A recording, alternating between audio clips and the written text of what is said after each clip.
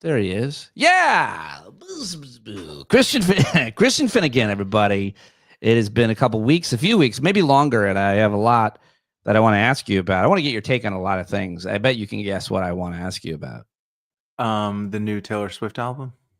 Actually, I did. I did want to ask you about it. It's on my list right here because it seems what everyone in my feed is. It just landed in my life in the last 24 hours, so I'm not sure what that means about folks who listen to the show, but I think there's a lot of cultural significance to it. And I was talking to somebody, and I was like, you know what? I like Taylor Swift. I think it's great that she's got an accompanying show that's in movie theaters, like a little documentary about making the album that's going to be in theaters this weekend. She's going to make money that way. Like, as much as I'm criticizing all these comedians and making money in Saudi Arabia, and we'll ask about that. Like, Taylor Swift, that seems like a pretty legitimate way to make a living. She's not hurting anybody. I think, my problems with Taylor Swift have nothing to do with Taylor Swift. I think she's doing mega stardom about as well as you can expect anyone to do. Well said. Yeah. I mean, being a mega star of that level is going to come with certain baggage that's just unavoidable. I seem to be frozen. There we go. But she seems to be doing it as, I don't know if there's a right way to be a mega whatever, but she seems to be doing it as well as I can imagine a celebrity doing it. My issue with the phenomenon is more just this idea of like, the Taylor Swift album came out, so now everyone who writes or cares about music has to drop everything, and this is what we have to talk about now. Oh, okay. Like enforced monoculture thing. Do you know what I mean? Like, I do know what you mean, because that's true of a lot of different realms, atmospheres, cultural zeitgeists. I don't know what you want to call them, but you're talking popular music. But we could talk about comedy, and obviously the whole Kimmel thing, and then the Saudi Arabian thing that dominated. So everybody's got a thought on that. I always prefer yours, though, so I'm coming back to that. You like Taylor Swift? I hear the album's legit good. I think Taylor Swift is fine. Taylor Swift is fine. The people who write about her are annoying. That's what I would say. Got it. And her fans? I don't know what I make a sweeping statement, because it covers such a large swath of people. Fair enough. I think that if you spend more than a couple hours a week thinking about Taylor Swift and you're over the age of 30, I think maybe you might want to take inventory. Who is it okay to think about that is in that world of entertainment for more than a few hours? Like, is there someone that you would be comfortable thinking about, or even? Sure. I don't know. Just something a little more. I don't know. I mean, I'm not gonna say like, oh, everyone should be thinking about Kurosawa films, but something that's a little bit more not as a commercial release, sort of a world-eating commercial Leviathan. Yeah. Okay. There's a lot of art out there, and I'm just saying there's other things you can listen to. Just because Taylor Swift had an album doesn't mean you can't listen to other stuff as well. But this weekend, it should just be Taylor. Okay, moving on. Yeah. It's the opening weekend. I think we should just be listening wall to wall Taylor Swift. All right. I do want to ask you, obviously, about your thoughts on the Saudi Arabian Comedy Fest. And if you were offered $200,000, would you have gone and performed there? I got paid $500,000 to not attend. You did? I did. I was going to show up there on my own dime. You ever heard of people who used to crash the JFL festival in Montreal? No. For non-comedy people. Montreal Comedy Fest, yeah. Was a big deal. And I only went, I think I went 3 times, and there would always be some people who just showed up for it. Like comics, and they, that's the kind of hustle that I wish I had, but I always kind of look askance at them. Like, I'm not sure what you expect to get out of this other than a bunch of comedians asking you what shows you're doing, and you having to be like, just hanging out. Yeah. But, I'm glad you got paid either way. That's good.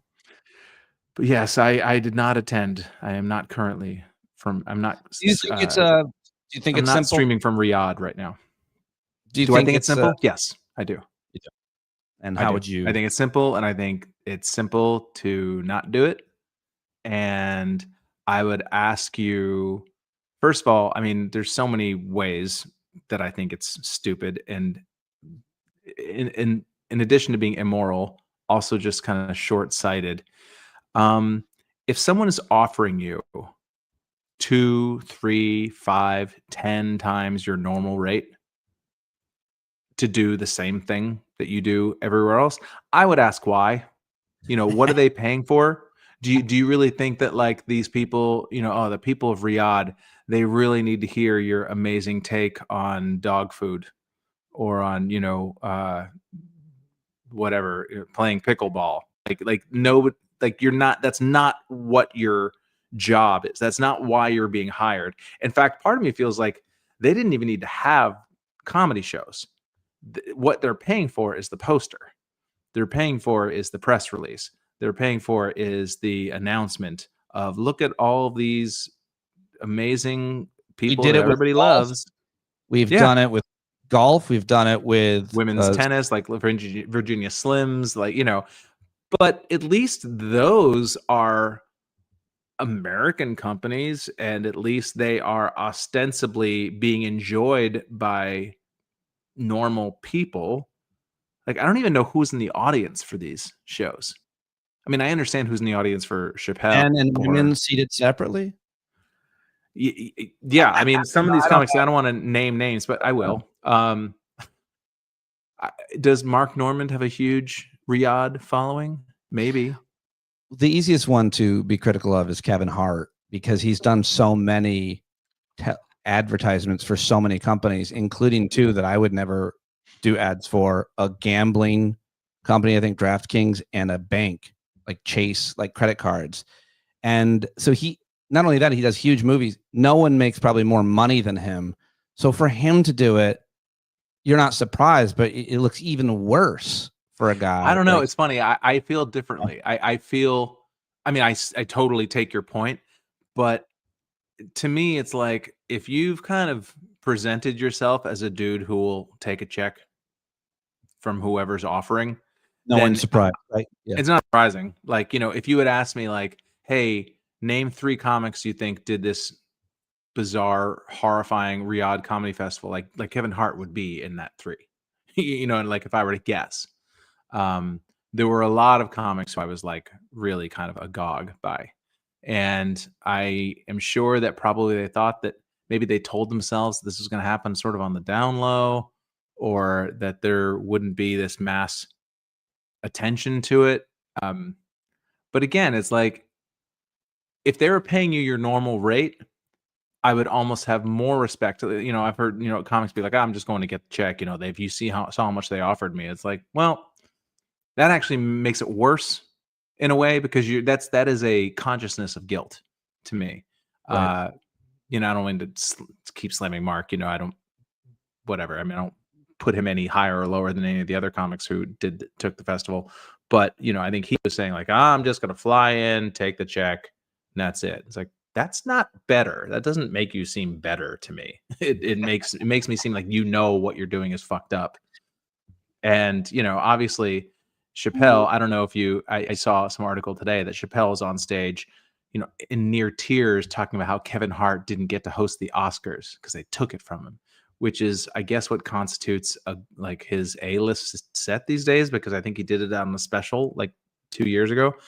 But I'm like, are you really going to Saudi Arabia, and while people are being rounded up in your country? I'm not even talking about the Saudi Arabia part of it, but it's like, are you really complaining about the things that were taken away from another celebrity? It made you see, like, there is this brotherhood or sisterhood, siblinghood among people that reach a certain echelon, of fame and money, that they become accountable only to each other, and they're that almost like the people who are being dragged out of buildings in Chicago, or that they're not people. They're not people in the same way that Kevin Hart is. It is. We going from the whole censorship of a comedian to a bunch of comedians going to a country where they censor speech. That was a weird chain of events to have these things back to back in weeks. We're having this argument about the government censoring comedians, And then a bunch of comedians go to a place where the government does that and far, far worse. Every day I think about this and talk about it, it looks worse and worse that these comics went there. What is a final thought on if when they come back, are there consequences? Do they lose ticket sales? Did Bill Burr seems like he's got a lot of fans to lose, but I don't think anybody's gonna I think Bill Burr is going to take a hit from it. Aziz, although I don't really know I don't know who his audience is now because I think it changed. But but there's few people. Jessica Curson, I don't really know what she's thinking. And these are people who I like, and this I honestly feel gross naming specific names, and because who gives a shit what I think, first of all, but I do feel uncomfortable because there is a camaraderie among comedians that you want to maintain, and that even comedians that I don't agree with, that I've tried to explain to people like the green room as sort of this demilitarized zone where that's so much of being a comedian, and aside from what you do on stage, is just about being a good hang. Do you know what I mean? It's about not being a fucking bummer, not being annoying, and not making people uncomfortable, and just being able to hang, being able to joke around, bust balls in the green room, and everybody have a good time. And naming names or me even complaining about comedians in any context feels like a violation of that unwritten rule. But at the same time, yeah, there's limits, and I don't know that any of them are really going to take a hit, or any of the sort of predictable people that were involved. I don't think any of them are going to take a hit in the short term, but I think that the culture is already starting to shift. I mean, I think that you see this in Marin sort of coming out, like a lot of it feels like people are starting to this idea that the Rogan sphere was this sort of uprising, or this, this movement of like rebellious comedians. They're the mainstream now. They're the mainstream, and not only the mainstream, they're the very boring mainstream. And I think that you're already starting to see the culture turn on that a little bit. Maybe I'm wrong. But no, I think that they're going to regret it more 10 years from now than they do now, is my point. Yeah. Well, I think you make a lot of good points about that. And I think that what's in a larger context, I was talking to our friend Bill Boyle. I think he said something like this. I want to get your take. Just along these lines, our ethical considerations in American life have really evaporated. Yes. Well, and that is, I mean, you can argue whether Trump is the cause or just the biggest symptom of it. Internet, reality shows, social media. There has been, grind set culture, that sort of hustle of just like, got to get yours, got to get my nut, this idea that success is the end goal. It doesn't matter. There's a podcast that keeps popping up in my damn YouTube algorithm that I'm trying to get rid of, and it's End up with Pete Dominick. Exactly. That's like thoughts from a CEO, and it's just some random 20-something-year-old dude. And the idea of like fetishizing being a CEO, specifically a founder. I'm a founder of what? What are you founding? Like that can't be the goal. It's one thing you say like, I want to start a podcast, or I want to start a company that makes widgets or cigarette lighters, or whatever, and I am the CEO of that country because my passion is making these widgets. But it's another thing to be like, I just want to be a CEO, man. I just want to be a founder. Yeah. The types of ambition that and what that frees you from morally, to have that mindset that it's like, well, my goal is to be a powerful and to be a big fucking deal. And so anything that I do to pursue that is that we define success by financial and career only. And and it's just, everything's just become so shallow. I mean, it feels very cliche to say, but the influencer culture thing of just sort of cosplaying being a big deal, and like that is all. Yeah, it really is. Yeah, it really is a thing. that has become very popular, and it's kind of contributed to the erasure of ethical considerations. Like, who is upholding virtue in such a way that we should look to that person and be like, yeah, that person's a pretty good role model. I saw Barack and Michelle Obama shared a picture of them being married for like however many years today.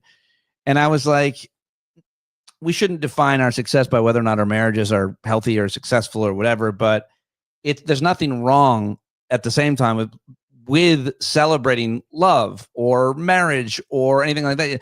And a guy like that, when he was in the White House, the kind of dad he was to his daughters and stuff, like, I do feel like he role modeled as best as you can in a leadership position. And I could, Robert Redford, of course, who, he was a guy who I think a lot of people put a lot of faith and stock into how he carried himself, and you could go on and on. It's not impossible to lead a reasonably ethical life. It's not impossible, especially if you're wealthy, especially if you're powerful.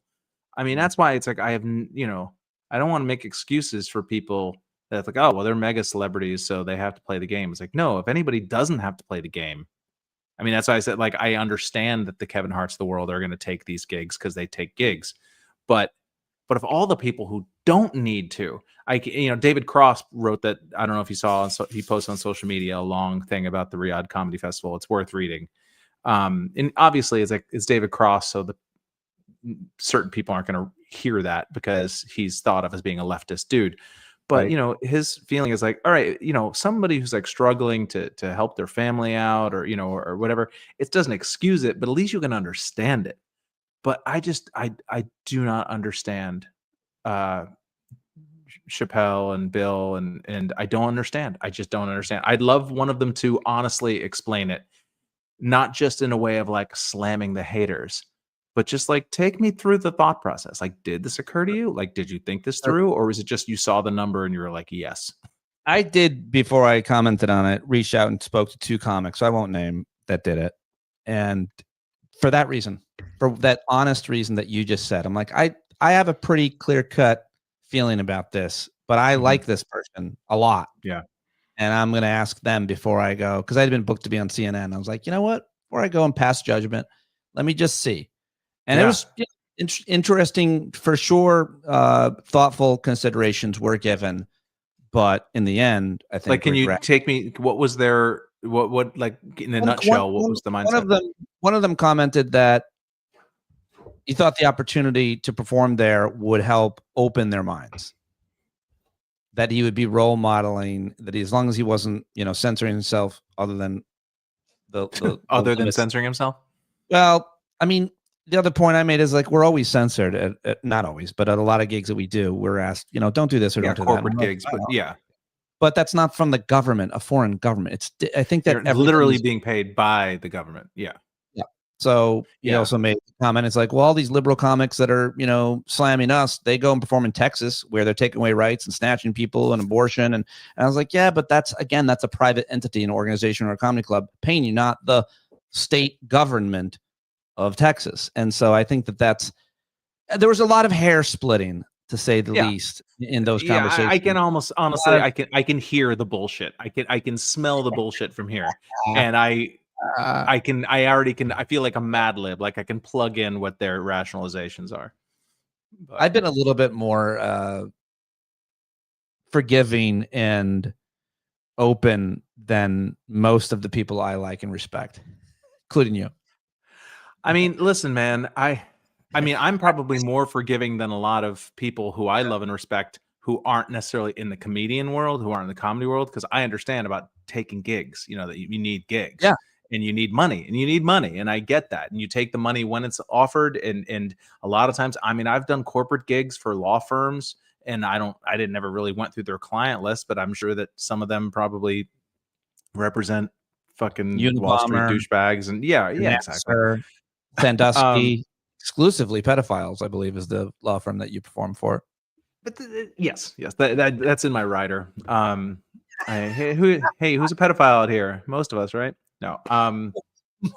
That's the clip. You have to ask you the music parallel here. My friend Joe keeps mentioning this, and I think somebody else said something about it too. Look up the pushback to Queen in 1985 when they played Sun City in South Africa. Massive screw up. Do you know? Are you familiar with that? And do you want to comment? Am honestly, yeah. That's yeah. Was a big deal, and I think a righteous cause. I was too young to understand at the time, but I do remember there was that song "Ain't Gonna Play Sun City," which was kind of a "We Are the World" kind of thing, where it was Little Steven and I don't remember who else wrote it, but it was organized a bunch of celebrities to appear on the song, playing that they weren't going to play Sun City, which was this venue in South Africa. And I know there were other artists on the other side of that, like Linda Ronstadt and Queen and other people. But even that is slightly different to me. Even that is slightly different because, again, that is a massive venue in South Africa, as opposed to a very blatant PR campaign paid for by the Saudi Sovereign Wealth Organization to bring people there who they've never heard of or care about. You know what I mean? It's like the people in South Africa ostensibly wanted to see Queen. I really don't think that anybody over there gives a shit about any of the people on the list, save for maybe the top 2 or 3 names. I gotta call you out. People don't know this, but you're performing in the Kremlin for Vladimir Putin's daughter's birthday, and you're sitting here passing judgment. Don't you think you're a hypocrite? Yes, but it is not. I'm not performing stand-up comedy. It's a live sex show. It's not, so it's a little different. It's an interpretive. It's an erotic interpretive dance. I didn't know that. Yeah. Pardon me. It's not stand-up. I'm very principled with my stand-up. Okay. Other thing I wanted to just get your take on. I'm looking very choppy. Can you see me all right? Am I okay? There's a little choppiness, but I think we're good. Yeah. You let me worry about that. Can you hear me okay? Is that I'm okay. Am I choppy? Okay. I can hear you, but just there are times where you freeze. Son of a bitch. I think we're okay now. Tell me in the chat, people, if you're having problems in the live chat. We have at least 82 people watching. All right. So I wanted to get your take on the performance given by the Secretary of War and our Mad King in front of hundreds of generals. Did you watch it? I think that the point of view of a performer is interesting on this. Hegseth was pacing like it was Steve Jobs or a TED Talk, as opposed to standing behind the podium. That alone, if you just watch it with the sound off, you're like, what is he doing? The audience it looked really sweaty. It looked really desperate, and you know how it is when you're doing a bit and you don't feel like it's going over, or you start shouting it and you start leaning forward and kind of just trying to like force it through with performance because the material isn't doing the job for you. I mean, it's part of me wonders, and I've seen other people wonder about this as well, that if this event was originally about supposed to be something different that they then canceled and then threw this on as a kind of throw this on at the last minute, because the whatever initiative they wanted to, or whatever they wanted to do in front of these generals, they changed course at the last minute, because the whole thing felt very thrown together. It felt very Firefest. It's like this couldn't be a Zoom. Do you know what I mean? Well, like, why did you need to fly people in for this? When it was first announced, the initial reaction was, "Uh-oh, what is this?" You don't have to be a very intelligent, plugged-in military expert to be like, "Well, why is the Secretary of Defense bringing all the important people?" But we first thought it was a private gathering, and he was going to start handing out orders like, "You nuke this one, you invade that one. We're killing all the Venezuelan fishermen."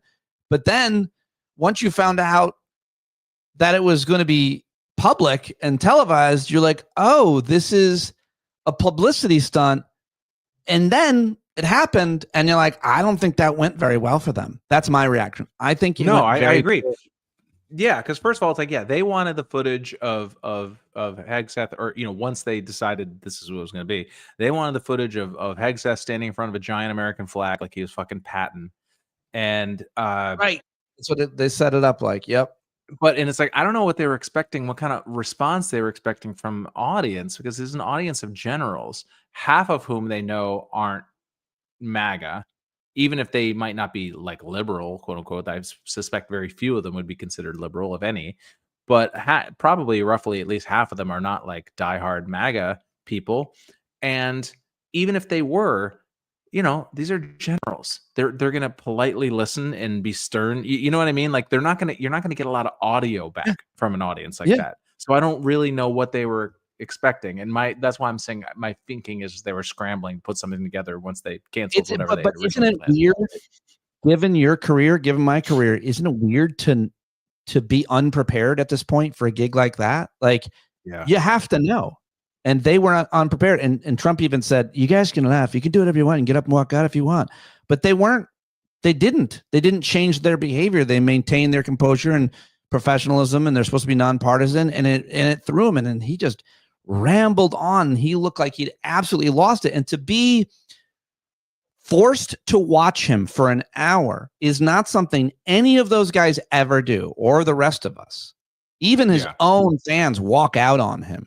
He's a bore after a while. And they must have been thinking, this motherfucker is batshit crazy. I can't believe he's our commander-in-chief. Like, right? They must have been thinking that. There's no way that being forced to watch him ramble around like a complete jackass and say stupid shit and really offensive and awful shit, that they weren't like, we had a problem. Well, and the last thing I want, even as bad as things are right now, it's like no one's asking for a military coup or a junta, or like I don't pretend that would put us in a better place than we are now.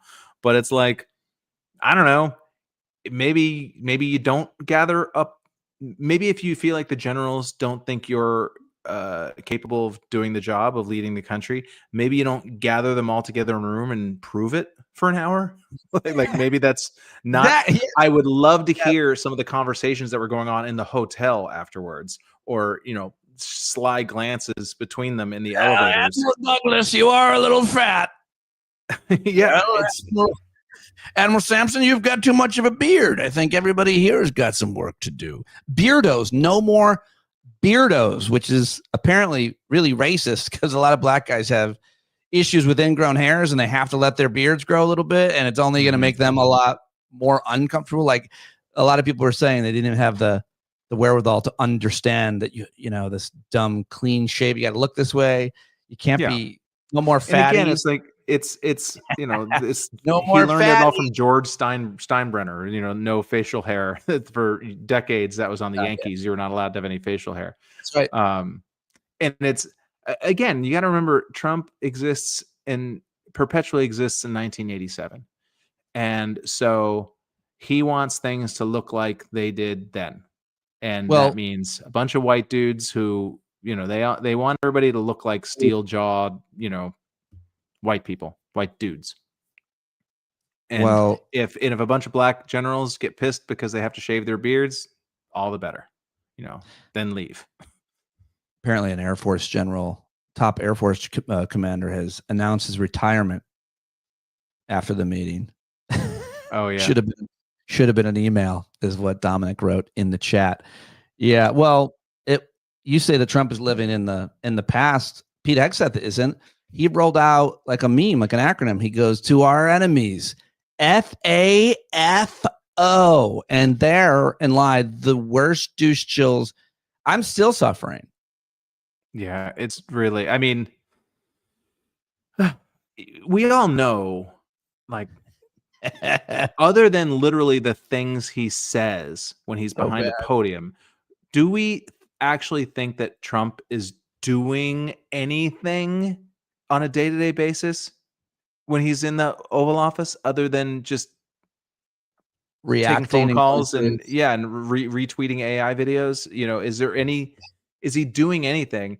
And it really has become increasingly clear that this is the Stephen Miller administration. Greg Proops called him on Threads. He called Stephen Miller Pee Wee German, which I liked a lot. I always It said that is. he Yeah, has he has the look of Pee Wee and the personality of Francis. Who's Francis? Francis is the villain in Pee Wee's Big Adventure, the angry fat rich kid who, Well, that makes sense now. Yeah, well, you have to, if you're not up on your Pee Wee Herman lore. Well, it's Stephen Miller. Yeah, he's in charge, and he's fucking nuts. Do you think? And here's a question. And I'm going to be very delicate with the way I present this. Political violence is wrong. Disclaimer, disclaimer, disclaimer. But if something awful were to happen to Stephen Miller, yeah, do you think that he would get the Charlie Kirk treatment, or is he so repulsive and so known to be repulsive that people's gag reflex would kick in? Do you think that he would be like deified the way that Charlie Kirk has been? No, because nobody actually likes him. They just like what he's doing. I agree. I agree with that. Charlie Kirk had actual admirers and had a lot of charisma and performance, and was, a younger guy. Yeah, no, all the things that he was are all the things that Stephen Miller are not. But they also don't necessarily love the way that Trump handles it. But as long as, I think the appeal is, it's a good question, but I think the appeal with a lot of these guys, certainly Trump and Stephen Miller, is as long as they're a complete dick to people, that's the only policy I care about. Yes. They upset the people that I hate. As long as they attack people in wheelchairs, that's what I'm into. Yeah, and I know that I've in handicap spots and then get out and say, what are you going to fucking do about it? Then that's where I'm at. Yeah, it's really a parody of douche behavior, and I've seen, experts in European fascism and stuff say that, fascists tend to be embarrassing. They tend to be silly mediocrities. They don't want smart people. They want pliable, just dummies who will do anything. But it is bizarre to see it in real time, just how the most embarrassing people, the most shameless people, the loudest, dumbest, meanest people in the world have ascended to these these positions of power. It's mind-boggling to me. No doubt about it. But on the flip side, I want to ask you about Democrats. And I was thinking, I think I said this, I gave a little bit of commentary on my podcast, which I don't always in the run up there, but I was like, listen, I think that Chuck Schumer is the worst. And I think Hakeem Jeffries is clearly bought and paid for and has made a lot of bad choices and decisions. Obviously, the main one being not endorsing Mamdani. And of course, Hakeem Jeffries is a congressman from New York City.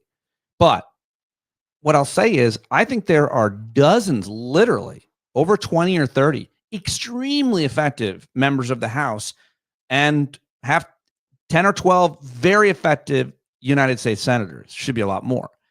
But I think the leadership of the Democratic Party electeds in the House is bad. Those two, at least.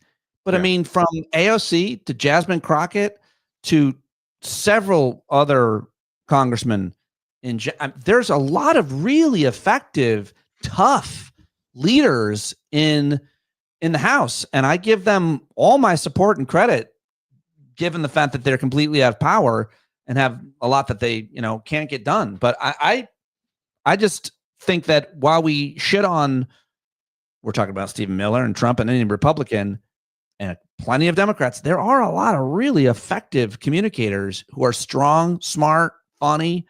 I mean, look what Gavin Newsom is doing now. People love what he's doing on social media, and other governors as well. I think there's a lot of good leaders. So I do. And yet none of them are allowed to ascend, because of this sort of atrophied seniority structure that the Democrat Party labors under. You could name 20 U.S. reps that really seem to get it and understand and live in the 21st century and have actual moral backbone and all those things. But how many Democrats are there in the House total? What is it, like 100 and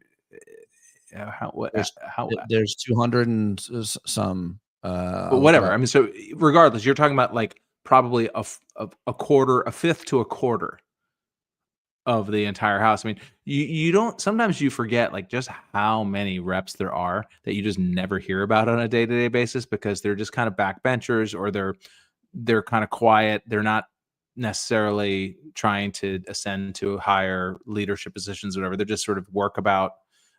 They've been congressmen for 14 years. And Yeah, there are a lot of those, but and you're right about that. And they keep a low profile, and they're not necessarily that good. But I'm not saying no, I'm not saying they're that bad either. But I'm just saying it's like seeing Jasmine Crockett and AOC and Greg Casar and like all these. Is that how you pronounce his name? Seeing the quote unquote good reps from Texas. That it's disproportionate. Like it's not a majority. It's a very much a minority. But I was watching Majority Report yesterday, and they were going off on Schumer and Jeffries as usual, which I always support. But they're saying like, what is the Democrats' policy on immigration? Like, what is it? What is their policy on anything? Like, in this time when things are so bad, and all you need to do is put forward a positive vision, or just any vision of what they have nothing. They've offered no actual policy other than just trying to like not make things worse, or trying to get things back to the way they were. What do you want to do? I don't know about that. I'm not sure what Sam and Emma over Majority Report were saying. I would have a hard time disagreeing or arguing with them, but Democrats have written comprehensive immigration reform. No, tell me in a sentence though. Like what do you think the Democrats should what is their position on immigration? Well, they want to put billions in security, billions in. No, but in a nutshell, that's yes. But I'm saying it's like there's no identifiable. They want to create a pathway to citizenship that is not specifically broken. It's a hard thing to explain because as soon as you say it, it gets demagogued into open borders. No, we want people to be able to have a pathway. So many of the people that are being picked up because there's no way for them to work legally, and yet they're employed. So but there's a way to say that in a way that sounds like an actual plan. Our plan is called Replenish America. Our plan is called reinvigorate the American dream program. Yeah, I hear what you're saying. I'm saying that it's and I do get what you're saying, that it's like it's much harder to argue for a nuanced position than it is just like all immigrants should be gone. You want a thumbnail for your YouTube video of immigration policy, and I just don't know that you want something. I mean, but you look at Mamdani. It's like whether you disagree with him or you agree with him. It's like, well, what does he stand for? Well, buses, faster and free buses. Stable, freeze the rent. Opening up a city-run supermarket in food deserts, one in every borough. It's like those are at least definable things, and they're simple things that people can understand. And I just, above and beyond the whole fighting thing, and you see a lot of these Democrats now, and they've heard like, oh, we want fighters, and so they're out there saying we got to fight. I'm a fighter, but they never say what it is that they're fighting for. They just say, you see Hakeem Jeffries, posing with a stupid baseball bat and all this crap. It's like, I don't want to hear you say that you're a fighter. I want you to actually fight. If that makes sense. It does. It all makes sense. And I just think that, I think that, I'm sorry to keep babbling, but if they were to, the best thing they could do in the world is a rebrand, and is to completely change over leadership. And if Schumer and Jeffries had but if they were more patriotic or more devoted to the goals set forth by the Democratic Party, they would understand that I got to step back here, because it doesn't matter whether I'm right or I'm wrong. It's like, I'm not helping, I'm hurting. Me being the face of this is no longer helpful. And just literally, even if they had the same policies, but just a different face on it, it's like when they change the name of a bar, they close a bar and they reopen it with a different name and a different color scheme. It's just reintroducing something new. I think that they would probably jump 10 points even if they had the exact same policies. But well, finally, I'm Mamdani. You're a New York City voter. You know the guy. I don't know him personally. Cambry has met him a few times, and I know of him because he represented Astoria, so I was familiar with him. What do you want to say at this point, about a month before the election, where it stands? I mean, looks like he's way out ahead, according to all the polling. And I mean, what do you want to say about the way he's run his campaign, or anything else around?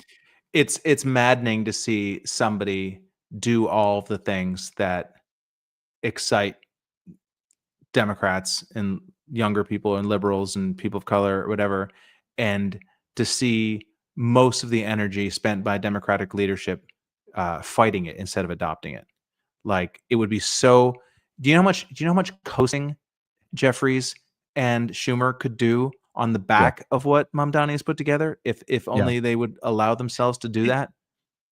I just wish, this is so stupid, but Democratic Socialist, those two words are terrible. Both of them are terrible. Just be that. All the policies, all the things he's saying, without identifying as that, everybody's a winner. That's how I see it. I don't know. I disagree. I how dare you pretty come strongly. into my space, my show. We're out of time, folks. I am so sorry. Christian's got to get to. First of all, he has been a Democratic Socialist, so it's like, for him to suddenly pretend that he wasn't. Like, one of the things I like about him is that he's unapologetic and kind of breaking through that. Yeah, I'm a Democratic Socialist, and what, and if/when he wins, that label will become that much less toxic for the next people coming through the pipeline.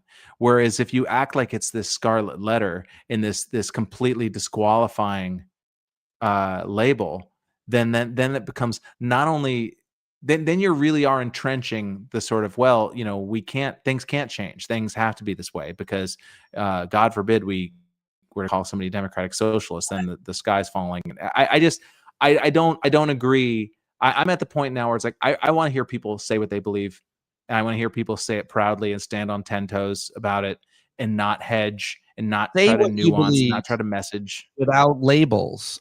Jamie writes in the chat, Pete, you're wrong about this. Democratic Socialist is a label that means something. DSA is a real organization. I identify as a Democratic Socialist long before that group even existed. I think there's no policy of which I probably would disagree with, or moral precept at all with Democratic Socialists. So I'm all for it, but the rebranding works. It's effective. And I see what you're saying. Yeah, I was talking about rebranding, but it's like, to me, the brand is still new. Like, people hate this thing on an idea.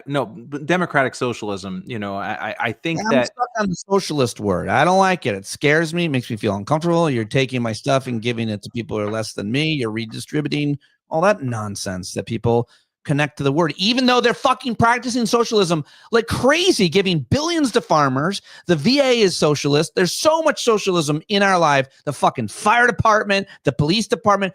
But those rants don't affect change anything. I definitely have felt the way you felt for, over the years, but I'm kind of at this, but I have probably made these same arguments. I used to try to tell a joke that never really worked on stage, but I don't think you can call yourself a socialist until you've had a roommate who's a socialist.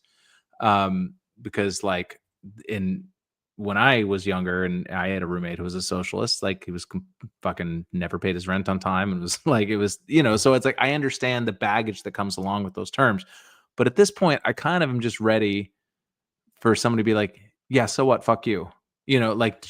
I don't think we can finesse this anymore. And I think that for all the people, maybe I could be wildly wrong about this, but for the people you're going to lose because they hear the term Democratic Socialist and are put off by it, you're going to win people who have been waiting for a Democrat to actually mean it, to not seem beholden, to not try to focus group their way into power. He's doing it. I mean, he is doing it, and I wonder if it's because something inspiring about it. I think there's something inspiring about just somebody saying what he believes and not hiding, hanging a lantern on his problem, so to speak. I fully agree with you, but I do believe that it's the vessel that he is in. Dude is so charismatic. he makes Pete Buttigieg look bad with his charisma and his ability to answer hard questions in a nuanced, thoughtful way with a smile. Ronnie suggests in the chat, and I think this is a good idea, to rebrand. How about calling it masculine socialism? I think that could bring a lot of people there's over. got to be, brocialism, which is Did you just come up with that in the chat? Another point is, what do you guys think about Ezra Klein wanting to run pro-life Dems, i.e. moving to the right instead of moving to populism as strategy? Does he really want to do that? Maybe in a certain state or something to gain. He did. He made this speech or on a podcast, I mean, but then he had this interview with or conversation with Ta-Nehisi Coates, and they were getting into this. And this is another thing that I don't want to paraphrase Sam and Emma on Majority Report, but it's so dumb. It is so stupid because his idea, Ezra's idea. Yeah, the idea of running pro-life Democrats. Because first of all, in every state, pro-choice runs ahead of Democrats. Like you see these ballot initiatives, these pro-choice initiatives that will pass, and yet the Republican still gets voted in to office.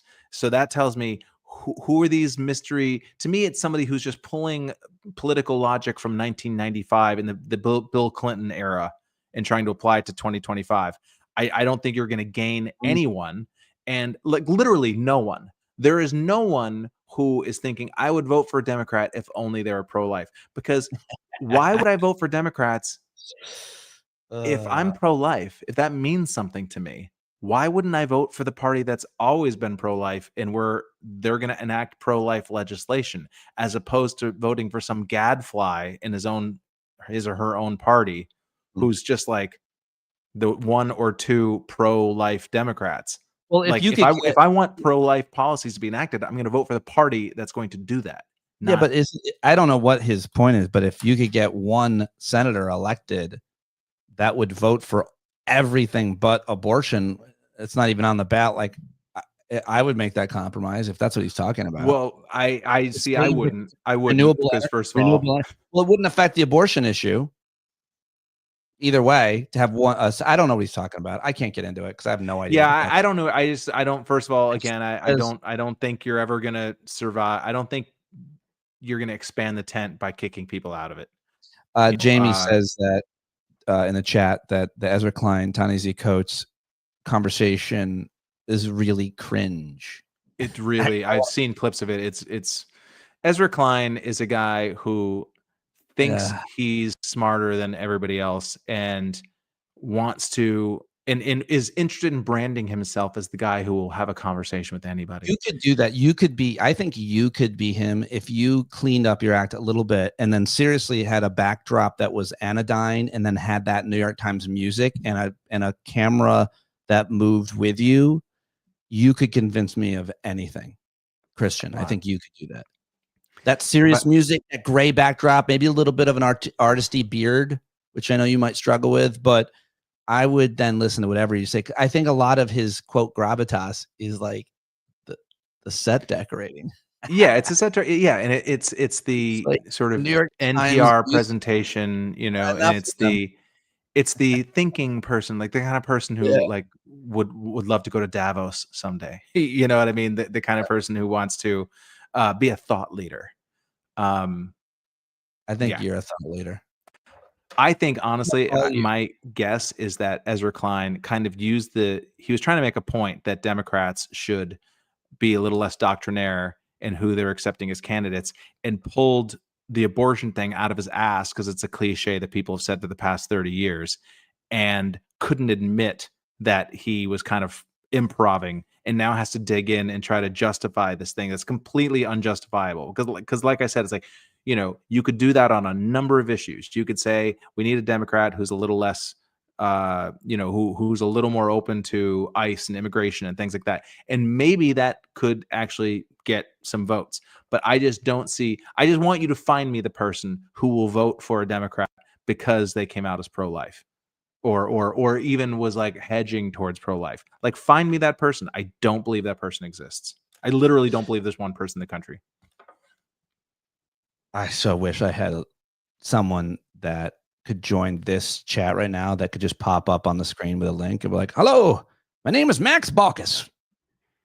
Remember that guy? Yeah, I remember Max Baucus. Yeah, he was a pro-life dude, wasn't he? I think so. Anyway.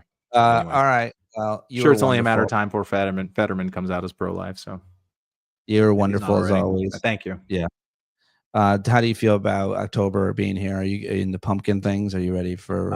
I don't know about pumpkins, but this is like my favorite month of the year, weather-wise. Yeah. Like my favorite time of the year is where you can wear a hoodie, but you don't have to. That's when it's perfect. Good. Christian Finnegan, see him live. Go subscribe to his Substack right now if you haven't already. newmusicforolds.substack.com. Follow him on Blue Sky and send him money. Send him your money, please. I need. Give him money.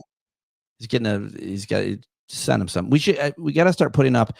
At what point do we start putting up our like Venmo QR codes? People are doing that now, and I know. And I don't. I've got to probably be a little less stingy. I think we or should a little do it. less Let's do it next time. Yeah. Let's do it next time and see if we can make anybody can send us like $2 because that shit could add up. And I will say a number of your listeners over the past year or so have like just apropos of nothing sent me a little bit of money here and there. Great. And I want to say that I very much appreciate that. I do not expect it, but I want to say thank you. Well, his Venmo is in the show notes for the podcast listeners. I'll put back in there. Thanks, bud. Appreciate you very much. And I will talk to you soon and enjoy your weekend. Thank you. Thanks, buddy. Talk to you later. Thanks for watching, everybody. See you soon. Bye-bye.